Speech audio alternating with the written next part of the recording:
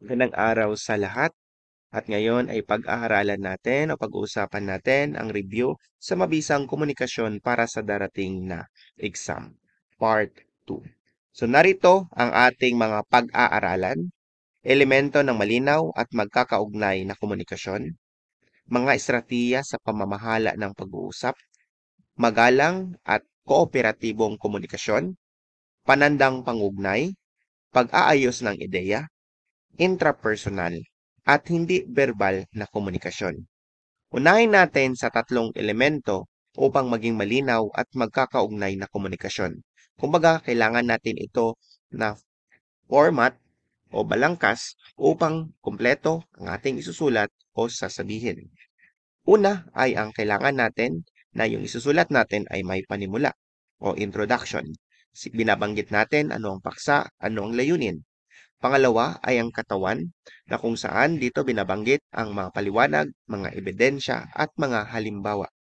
Pangatlo ay ang wakas o konklusyon na kung saan binubuod natin ang mga mensahe at kumbaga nagbibigay tayo ng mga pagsubok sa mga nakikinig na ito dapat ang gawin. At binahagi din natin sa klase ang tatlong nakakaambag upang maging malinaw ang ating mensahe. Tono, rehistro, na kung nasaan nakaregister ang ating mga ginagamit na salita. Ito ba ay nasa formal o informal? At estilo. Sumunod ay pumunta tayo sa hindi verbal na komunikasyon o non-verbal communication na hindi gumagamit ng mga salita sa pagpapahayag ng ating salubin. Una ay eye contact, oculesics. Sunod, facial expressions, pictics. Sunod, gestures, galaw ng katawan, kinesics. Sunod, yung distansya, proxemics. Sunod, pagbibigay ng mga bagay, objectics. At ang mga larawan na nakikita natin, mga signage, yan ay iconics. So marami pang iba na mga non-verbal na hindi nabanggit dito. Sunod naman ay punta tayo sa mga intrapersonal. Pag sinabi nating intrapersonal o personal communication, ito ang pagninilay natin or reflection natin sa sarili, pakikipag-usap natin sa ating sarili o pagmuni-muni. Ito yung mga anyo sa ating mga sinusulat sa intrapersonal. Mga entry sa tala-arawan o yung pagsusulat natin sa diary, ito ay medyo informal. Sunod naman ay mga refleksyon sa journal. Ito naman ay semi-formal na may pagka-informal. Sunod naman ay personal na profile online. So ito ay dapat magkaroon tayo ng privacy no sa mga impormasyon sapagkat ang mga personal profile online ay public minsan no nakikita yung bio natin sa Facebook, sa Twitter, sa iba pang social media.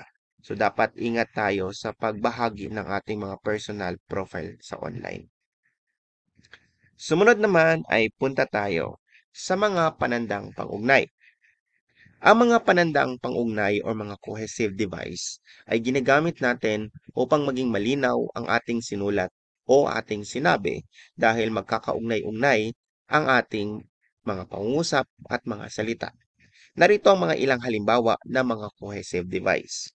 Una, transition words, kung saan konektado ang unang pangungusap sa ikalawang pangungusap.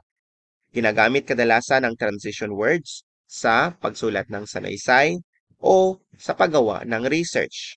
Halimbawa nito, gayunpaman, dagdag nito, or sa Ingles, moreover, furthermore. Sunod naman ay panghalip. Ito ay pumapalit sa pangalan na kung saan konektado ang unang pangungusap sa ikalawang pangungusap. Halimbawa, si Dr. Jose Rizal ang pambansang bayani ng Pilipinas. Siya ay naging doktor sa mata.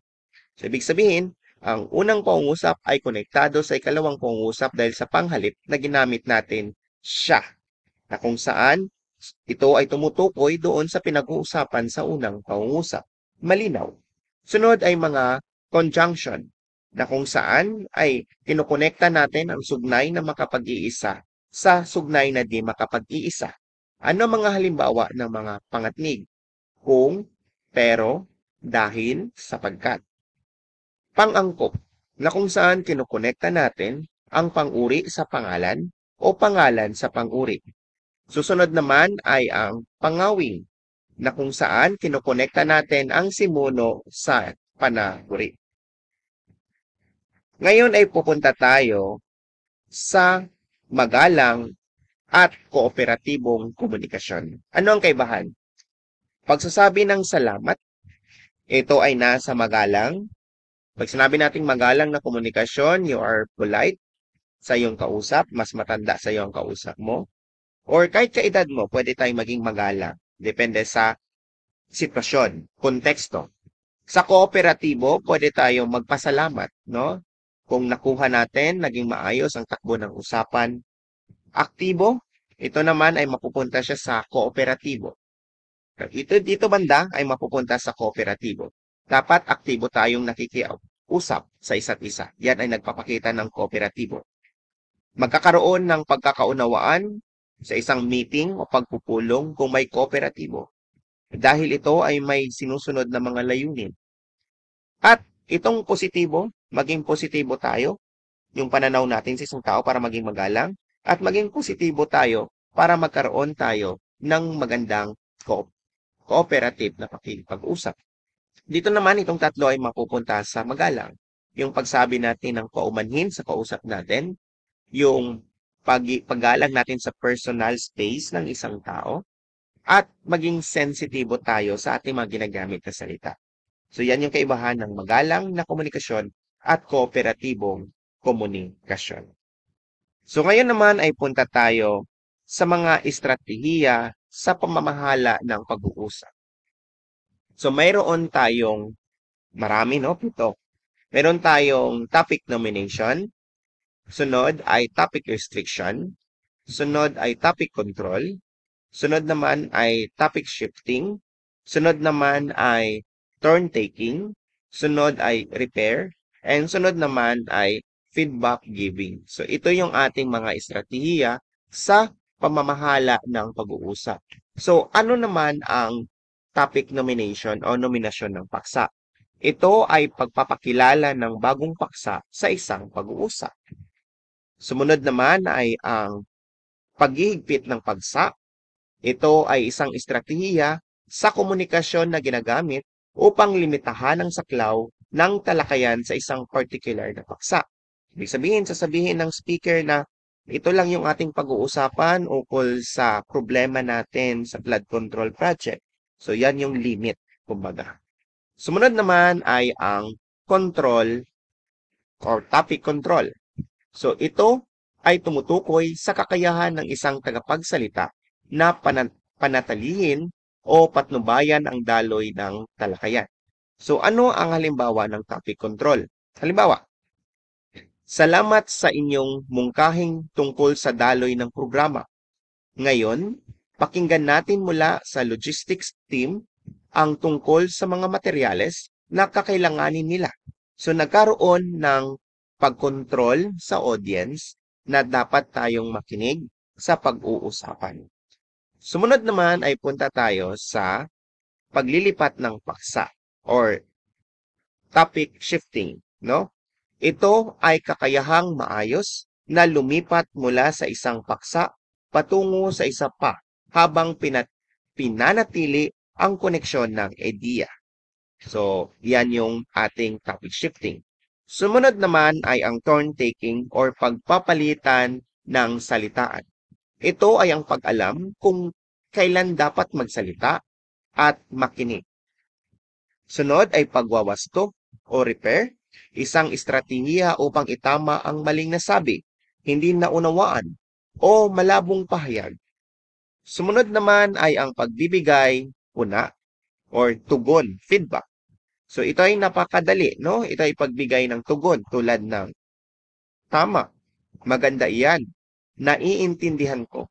Kumbaga, yung ating kausap ay talagang nakinig talaga o nagkaroon ng interest, no? Sa usapan. So yan yung mga estratehiya sa pamamahala ng pag-uusap.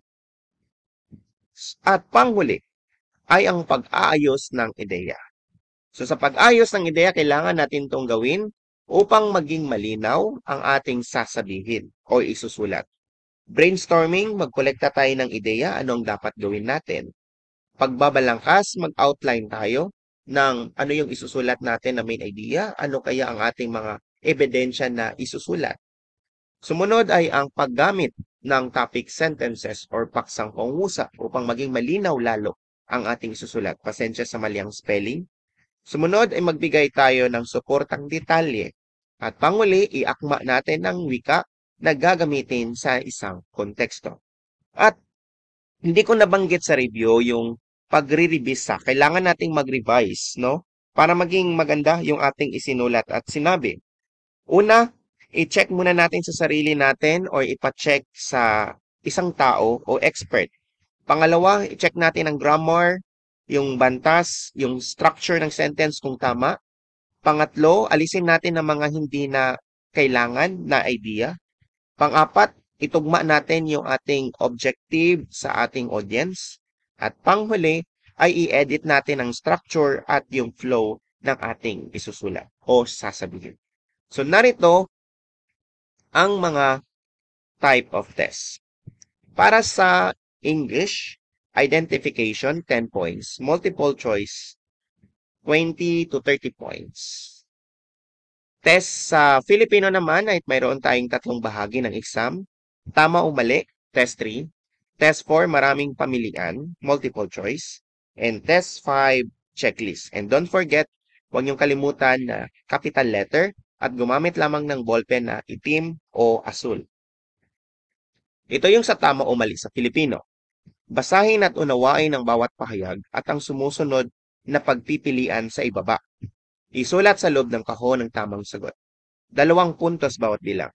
So, isulat yung letter A kung ang dalawang pangungusap ay tama. Isulat ang letter B kung ang dalawang pangungusap ay mali. Isulat ang letter C kung ang unang pangungusap lamang ang tama. At isulat ang letter D kung ang ikalawang pangungusap lamang ang tama. Halimbawa, ang istruktura ay tumutukoy sa mga tiyak na salita at ekspresyong ginagamit ng nagsasalita o manunulat. Yan yung ating unang pangungusap. Ikalawang pangungusap, karaniwang ginagamit ang impormal na wika sa mga akademikong papel, professional na liham, at usaping nangangailangan ng paggalang sa otoridad. Ang unang pangungusap ay mali kasi ito ay tumutukoy sa wika. Ang ikalawang pangungusap naman ay mali kasi dapat maging formal tayo sa mga akademikong papel natin or professional na mga sinusulat. So kasi dahil mali, ang unang pangungusap, anong palatandaan natin? Yung tuldok, ibig sabihin nasa ikalawang pangungusap na tayo. Mali ang unang pangungusap at mali ang ikalawang pangungusap. So ang sagot natin dito ay titig B. Para naman sa checklist, lagyan ng check ang salita o pahayag na hinihingi ng bawat item. Kakulangan o pagsobra ng check ay walang katumbas na puntos. Halimbawa, i-check ang elemento ng malinaw at magkakaugnay na komunikasyon.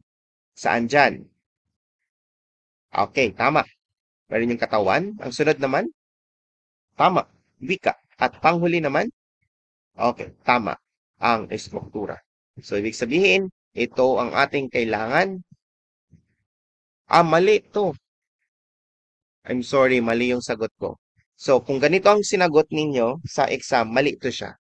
Okay? So, dapat ang tatlong elemento ay ang panimula, introduction, check, katawan, check, at saka wakas, check. So, ibig sabihin, doon kayo makakuha ng puntos kung tama ang check ninyo sa bawat salita. Kung mali, o sobra, o kulang ng pag-check, walang puntos. So, ang tamang sagot dito, ulitin ko ha, panimula, check, katawan, check. So, wag yung sundin yung aking sagot.